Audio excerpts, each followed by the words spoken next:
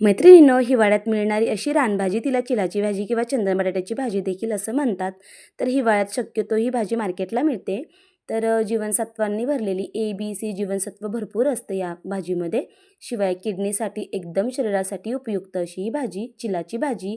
तर आपण आज जी बनवणार आहोत एकदम सोप्या पद्धतीने, गावाकडच्या पद्धतीने. तर मेथीची भाजी जशी निवडून घेतात तशा प्रकारे मी निवडून घेतलेली आहे. देठ वगैरे राहून द्यायचे. अशी लालसर असे देठ असतात आणि खूप मऊसूत अशी भाजी असते. ओळखायलाही सोपी आणि करायलाही एकदम झटपट. तर भाजी मस्त प्रकारे मी निवडून घेतलेली भाजी 2 पाण्याने धुवून घेतली आणि चांगली एका प्रकारे आपल्याला एका कढईमध्ये 1 ग्लास पाणी टाकून शिजवून घ्यायची आहे.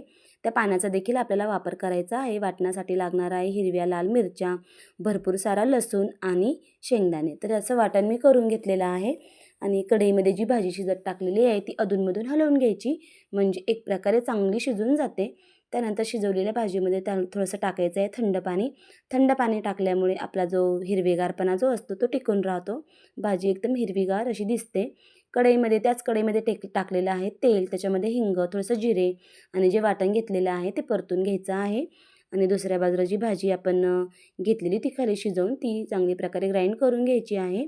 ग्राइंड केलेली भाजी आपल्याला आता वाटणामध्ये टाकून चांगले एक प्रकारे एकजीव करून घ्यायची आहे. आणि त्यातलं जे आपल्याला शिजवलेल्या भाजीमधलं जे पाणी आहे त्याच्यामध्ये आपल्याला टाकायचं आहे थोडंसं बाजरीचं पीठ आणि थोडंसं बेसन पीठ.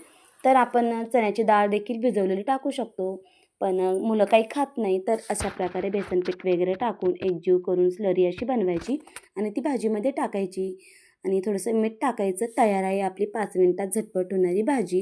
एकदम रानभाजी, आपल्या शरीरासाठी उपयुक्त अशी. ते नक्की ट्राय करून बघा. अशी छान छान नवीन रेसिपी बघण्यासाठी आणि एक हेल्दी अशा गावाकडच्या रेसिपी बघण्यासाठी नक्की चॅनलला सबस्क्राईब करा, लाईक